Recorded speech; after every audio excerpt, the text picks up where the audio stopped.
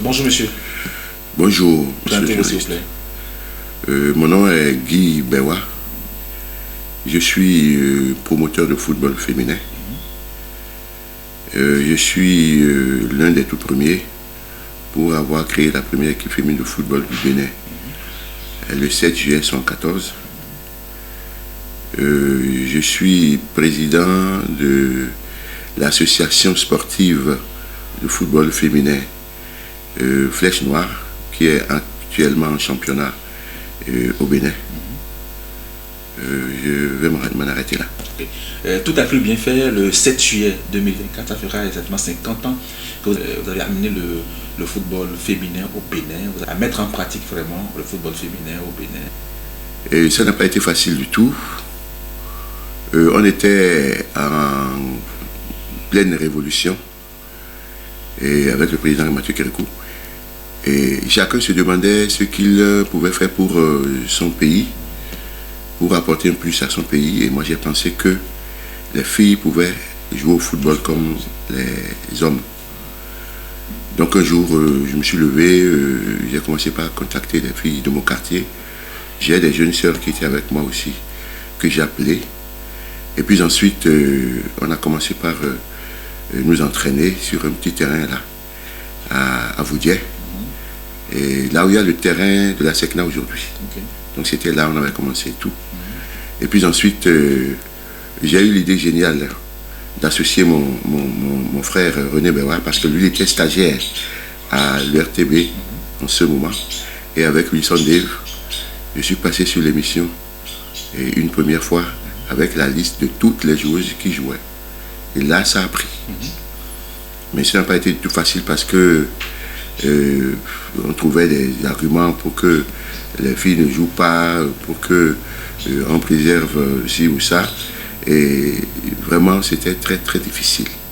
Mais avec notre fair play, notre patience et tout ça, on a pu transcender toutes ces difficultés. Et aujourd'hui, voilà. Mais avant, quelles ont été les difficultés que vous avez rencontrées, vous avez parlé vraiment des préjugés, du poids de la tradition. Autre ça, est-ce que vous avez connu d'autres difficultés? Oui, il y en a beaucoup. D'abord, le matériel pour pouvoir commencer, c'était avec le water polo là qu'on jouait. Et les filles jouaient même pieds nus. Donc il y avait beaucoup de blessures. Et qu'il fallait, ce problème, il fallait le résoudre avant le prochain entraînement, sinon les parents refusaient que leurs filles retournent pour se blesser. D'accord.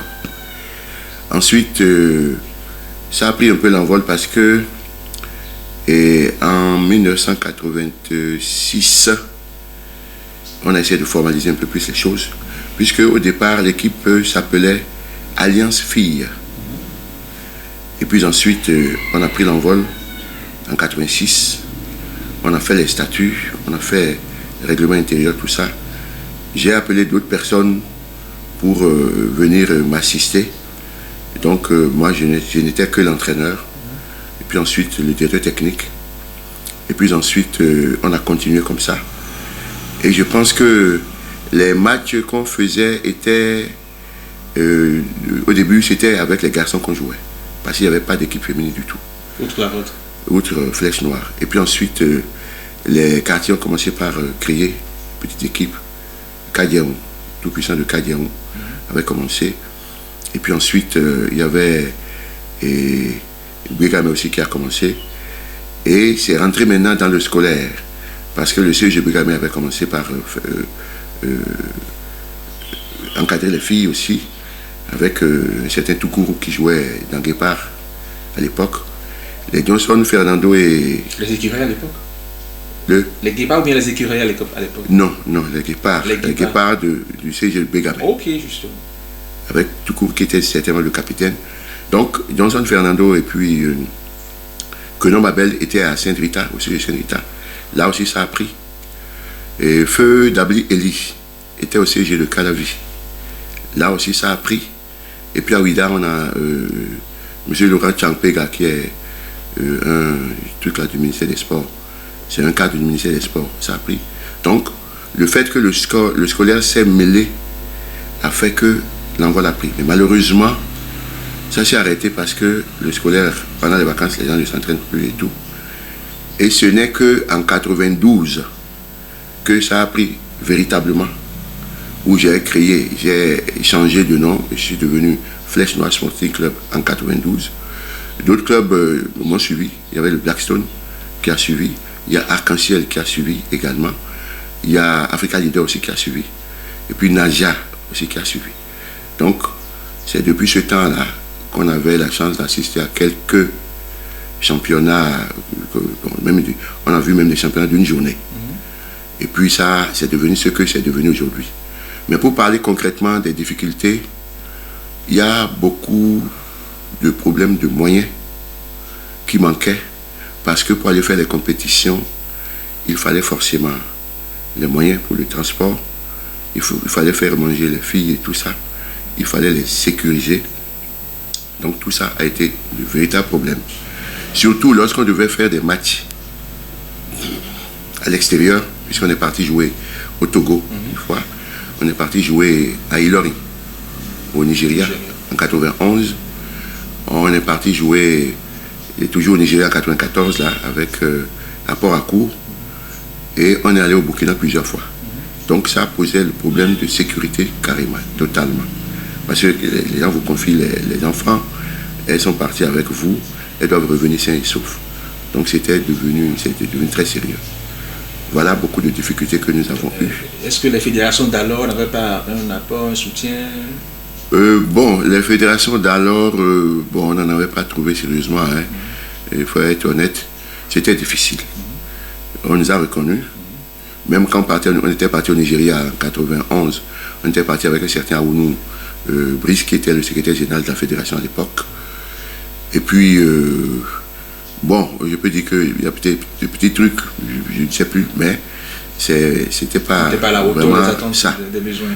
Maintenant, les autres fédérations qui ont suivi, puisque j'ai appartenu à la commission du football féminin, j'ai fait la commission à Diagodo, j'ai fait la commission Anjorin 2 fois, et j'ai fait Anjorin et puis Anjorin d'Itavi, et puis ensuite j'ai fait, comment on appelle, Renvoi et Blanc. Bon, ceux-là ont pu aider quand même. Ils ont pu aider, surtout quand on devait aller faire des championnats et tout ça là. Je vais vous raconter une anecdote. On était parti jouer un match de championnat par coup. À 17h, on n'avait pas encore trouvé les moyens pour louer un bus confortable et quitter Cotonou. Donc on a voyagé de nuit. On est arrivé tard la nuit. On a été obligé de loger les filles dans un petit hôtel Grande Griffe, chambre de passage. Oui. Et puis le lendemain, on est parti nous entraîner le matin. Et puis ensuite, on a fait le match. Heureusement, on a gagné. Et on a repris la route là, cette nuit-là. C'était dangereux. Parce qu'on n'avait pas les moyens pour héberger. Voilà. Est-ce que vous voyez? Concernant la satisfaction qu'on a eue, effectivement, le tournoi des jeunesses, ou du moins le tournoi de la jeunesse qui a été organisé à Ilori, au Nigeria, en 91, c'était l'apothéose. Puisque le Bénin a battu toutes les équipes nigérianes, même jusqu'à l'équipe Bendel Insurance, qui était forte en ce moment-là. Et c'est le Ghana, le Fabulous Lady, qui nous a battus en finale. Et c'était vraiment, c'était bon. Et on a gagné les médailles d'argent. C'était au temps du ministre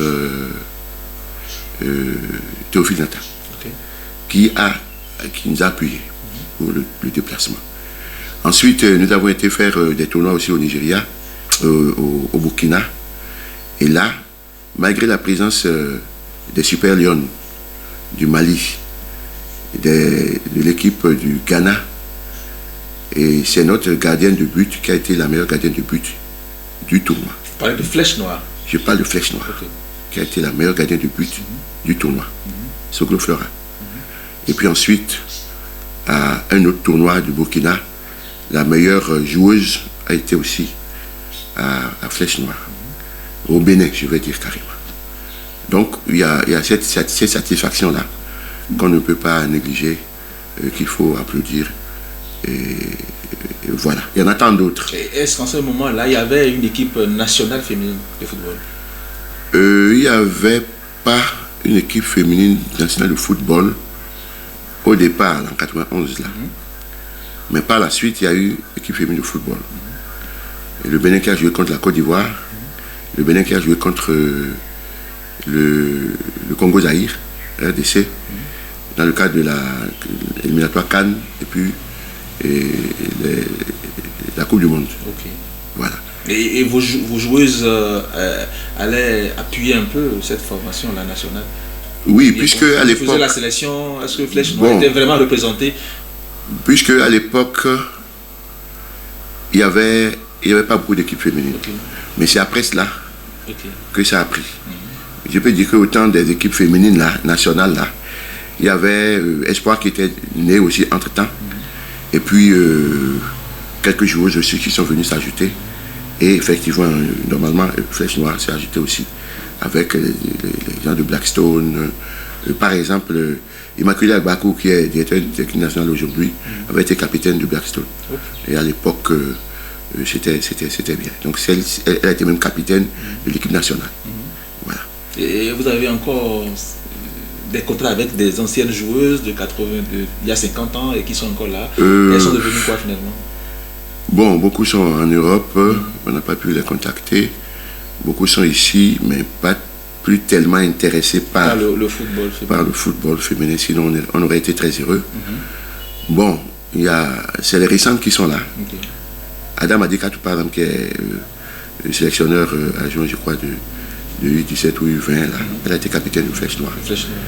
Beaucoup d'autres qui ont joué à Flèche Noire sont dans le giron du football féminin aujourd'hui. Il y a une association, il y a même une association des anciennes footballeuses, dont Constance Meffon est la présidente. Constance Meffon a été joueuse à Flèche Noire. Flèche Noire, ok. Voilà. D'accord. Et aujourd'hui, quel est votre regard sur le football féminin béninois? Bon, selon le petit plan que moi j'avais fait quand j'étais très jeune, parce que je n'avais pas 20 ans quand j'ai commencé. Et je m'étais donné une ligne de conduite. Il faut qu'il y ait beaucoup d'équipes féminines de football. Il faut qu'il y ait une équipe nationale de football féminin au Bénin. Il faut que le Bénin se fasse parler de lui en matière de football féminin. Bon, je crois que les deux premiers ont été atteints. On a beaucoup d'équipes aujourd'hui, il y a plus de 50, même 60 équipes féminines de football, formelles et informelles. Ensuite, il y a une équipe nationale. Des catégories? Pas une, de catégories, de diverses catégories, U15, U17, U20 et les seniors. Bon, pour ce qui se fait, je vais dire, les 3 derniers championnats ont été très bien organisés. Avec la catégorie D1, D2 et D3 aussi. Et on sent que quelque chose se fait de bien. Alors, on va prier que ça se poursuive, que ça s'améliore de plus en plus. Je sais que la fédération que dirige aujourd'hui le président de Chacus, Mathurin, avec son secrétaire général Claude Paki, sont en train de faire un travail qui est en train de porter. Lentement, mais je crois sûrement. Je pense que mon 3e objectif sera atteint par la crainte. Il faut qu'on ait craint de l'équipe, qu'on craigne l'équipe féminine de football du Bénin. On sache que les Béninoises là, c'est dangereux. Je crois qu'on est en train d'aller vers là. Voilà. Est-ce qu'aujourd'hui votre expertise est sollicitée? Vous êtes vraiment l'un des sachants de la chose. Est-ce qu'aujourd'hui vous apportez un plus à cette construction d'une équipe féminine à craindre au Bénin? Oui, même s'il faut dire que, bon, je suis un peu loin de la chose, mais je participe quand même. Oui, au-delà de votre club. Puisque, oui, c'est ce que je dis. Il faut penser à la formation des jeunes, la formation des Béninoises. Je crois que le centre de formation des jeunes filles qui est créé, en train d'être construit à Lokossa, va essayer de résoudre ce problème-là. Ensuite, j'aurais souhaité que la commission de football féminin associe les responsables de football féminin avertis, ceux qui sont en activité là. Je pense qu'il faut les associer. Ce n'est pas encore le cas. pour voir un peu ce on peut corriger quand même dans ce qui se fait. Bon, je ne dirais pas que ce n'est pas le cas, puisqu'on est ensemble au travail. Et vos joueuses, vous en avez actuellement dans les équipes nationales de catégorie d'âge? Oui, nous avons une joueuse qui est en 20, U20 et U senior. Bon. Et comme on est descendu de la première division, l'âge ne permet plus de rester un peu. Donc on a prêté pour une équipe la Naja. Ok, d'accord. Voilà, on a 2 joueuses comme ça.